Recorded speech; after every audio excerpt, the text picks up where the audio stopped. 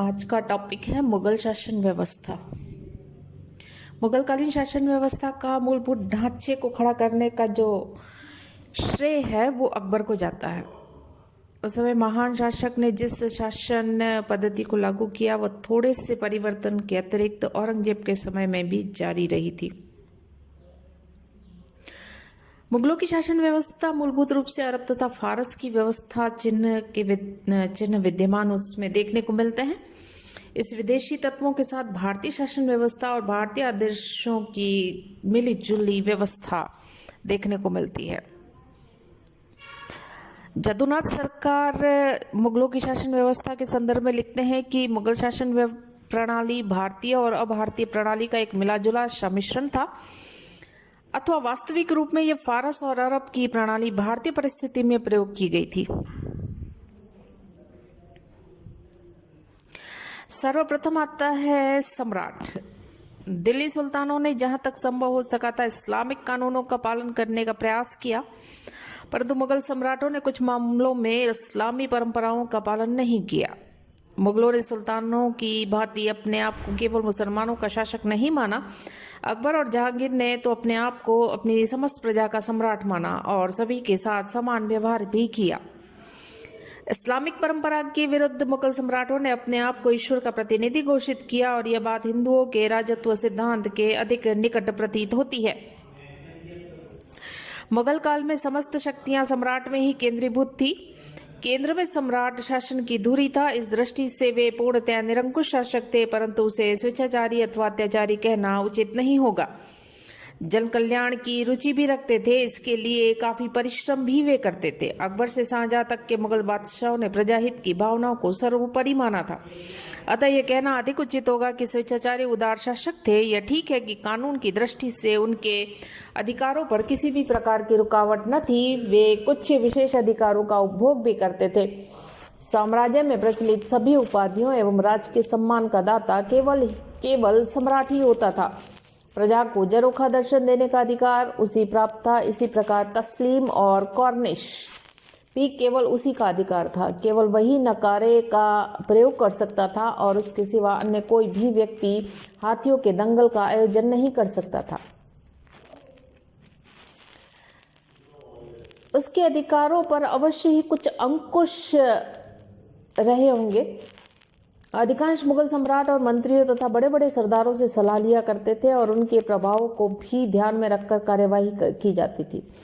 दिल्ली के सुल्तानों ने अपने अमीरों की शक्ति को कुचलने और अपनी शक्ति को बढ़ाने का प्रयास किया, परंतु मुगल सम्राटों ने इसके विपरीत अपने अमीरों का विश्वास तथा सहयोग प्राप्त कर सत्ता को सुदृढ़ बनाने का काम किया था।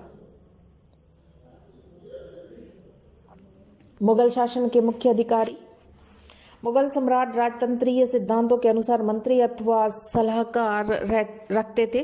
इस संस्था को प्रचलित भाषा में वजारत की संज्ञा दी जाती थी। उस समय में आधुनिक मंत्रिमंडल के समान कोई संस्था नहीं हुआ करती थी। मंत्री केवल अपने परामर्श की अभिव्यक्ति सम्राट के समक्ष प्रस्तुत करते थे। उसे स्वीकार करना न करना सम्राट की इच्छा पर निर्भर करता था। वास्तव में बहुत कुछ बादशाह तथा उसके मंत्रियों के व्यक्तित्व पर ही निर्भर करता था। जदुनाथ सरकार लिखते हैं कि वजीर और दीवान बादशाह से दूसरी श्रेणी के धनवान पुरुष होते थे, किंतु अन्य पदाधिकारी उनके किसी भी रूप में सहकारी न थे। वे यथार्थ में उनसे कहीं नीचे थे और यदि उन्हें मंत्री की अपेक्षा सचिव कहा जाए तो अधिक उपयुक्त होगा। बाबर से अकबर तक के समय में शासन व्यवस्था के 4 प्रमुख विभाग। आशीर्वादी लाल श्रीवास्तव के अनुसार अकबर के काल में 2 वर्षों के लिए यह संख्या 5 हो गई, जबकि टोडरमल को मशरफे दीवान अर्थमंत्री बना दिया गया था, लेकिन यह विशेष परिस्थितियों में किया गया था। औरंगजेब के शासनकाल में इन मंत्रियों की संख्या 6। इन मंत्रिमंडलीय विभागों के अतिरिक्त एक परामर्शदात्री समिति का भी उल्लेख मिलता है। इसके सदस्यों की संख्या लगभग 20। अकबर महत्वपूर्ण एवं पेचीदा मामलों पर इस समिति से परामर्श लेता था। समिति की बैठक रात्रि में होती थी। प्रमुख मंत्रियों एवं पदाधिकारियों का संक्षिप्त विवरण इस प्रकार है। उसमें सबसे पहले आता है वजीर। सैद्धांतिक रूप से वजीर शासन का प्रधान और वह सभी राजकीय कार्यवाहियों के प्रति उत्तरदायी।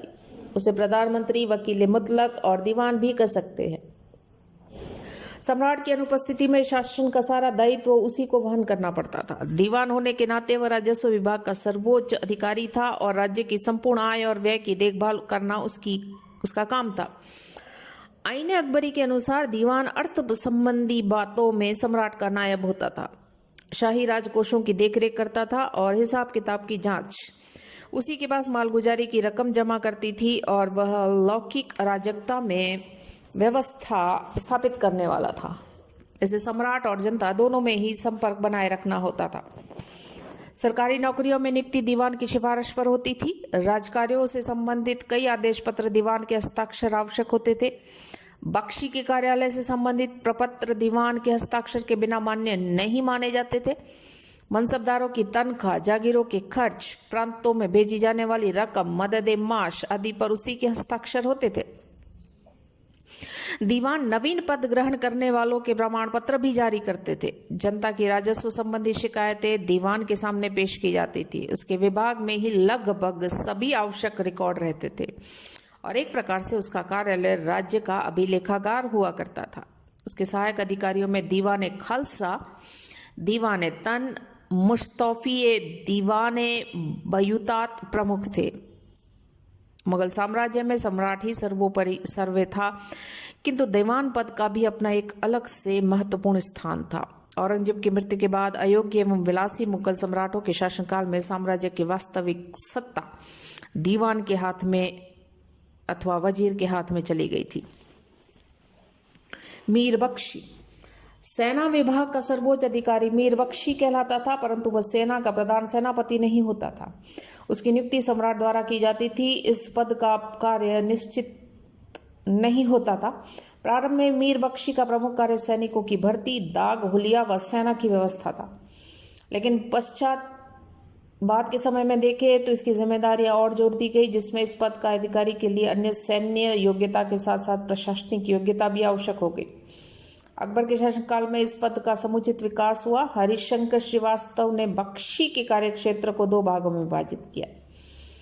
प्रथम कार्यालय संबंधी और द्वितीय दरबार संबंधी। प्रथम के अंतर्गत कई विभाग थे और प्रत्येक विभाग का निश्चित कार्यक्षेत्र।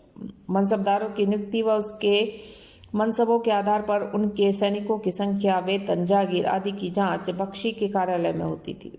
मीर बख्शी के सर्टिफिकेट के बिना मनसबदारों के वेतन का भुगतान होना संभव नहीं था। दरबारी कार्यों के संबंध में अबुल फजल लिखता है कि बाहर से आए सभी नवीन सैनिकों के वेतन तय करवाकर बख्शी उन्हें सम्राट के समक्ष उपस्थित करता था।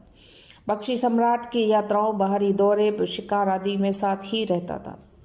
वह पड़ाव की देखरेख, मनसबदारों के ठहरने की व्यवस्था, कभी कभी महत्वपूर्ण अभियानों में सेना के साथ भी भेज दिया जाता था। शाही महलों की सुरक्षा, मनसबदारों की ड्यूटी लगाने का काम भी उसी के हाथ में हुआ करता था। जादूनाथ सरकार बख्शी को पे मास्टर जनरल एवं ब्लॉकमैन ने उसे पे मास्टर एवं एडजुटेंट कहा है। Doctor R.K. सक्सेना इसे ठीक नहीं मानते। उनका कहना है कि वास्तव में वेतन का भुगतान दीवान तन ही करता था, फिर भी इसमें कोई संदेह नहीं कि ये एक अत्यधिक महत्वपूर्ण पद था।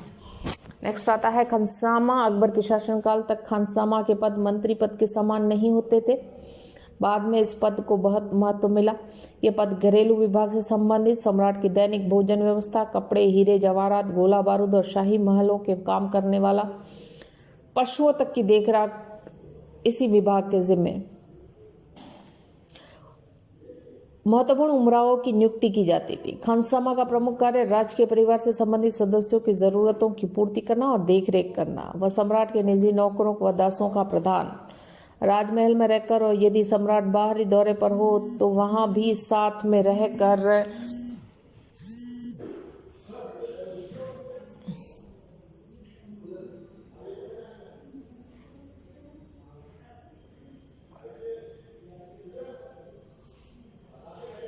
सम्राट बाहरी दौरों पर हो तो वहां भी साथ में रहकर दैनिक खर्चे, खान पान, वस्त्र आदि की व्यवस्था देखता था।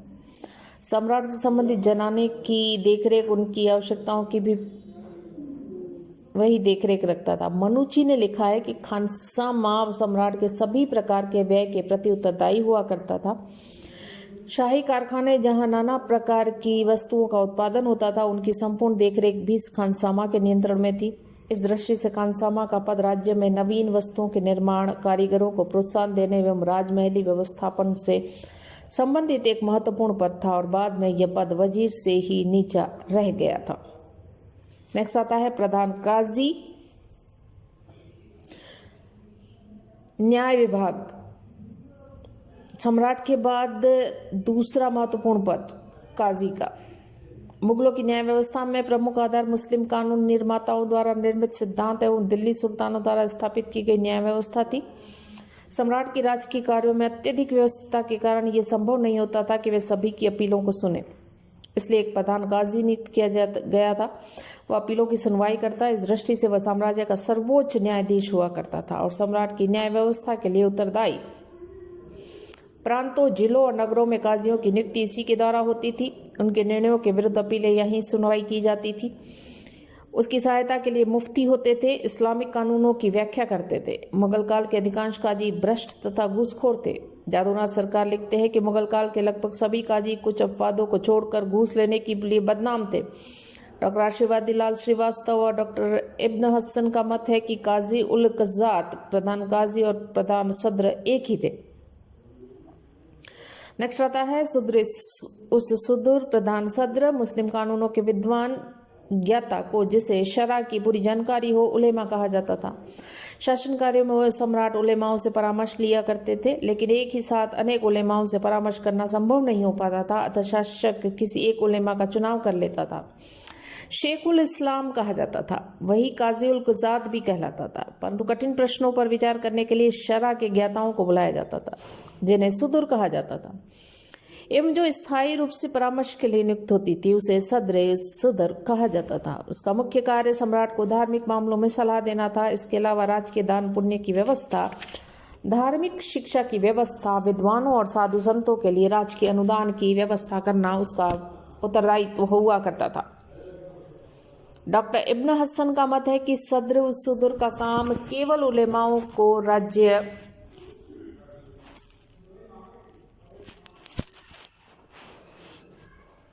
द्वारा जगीरे बख्शिश करवाना तथा निर्धनों को धन दान दिलवाने तक ही सीमित रह गया था। औरंगजेब ने पहली बार इसे मंत्री स्तर प्रदान किया था। मुहतसीब नेक्स्ट अधिकारी है। मुगल काल का इस पदाधिकारी का सामान्य कार्य जनसाधारण के नैतिक चरित्र एवं आदर्श को उन्नत बनाना, परंतु व्यवहारिक दृष्टि से इसका कार्यक्षेत्र मुसलमानों तक ही सीमित। मुसलमान लोग इस्लाम की शिक्षाओं के अनुसार जीवन यापन करते हैं या नहीं, यह देखना उसका मुख्य काम। मुस्लिम लोगों को इस्लाम के विरुद्ध आचरण करने में रोकना उसका उत्तरदायित्व। औरंगजेब के शासनकाल में इस पदाधिकारी का महत्व काफी बढ़ गया।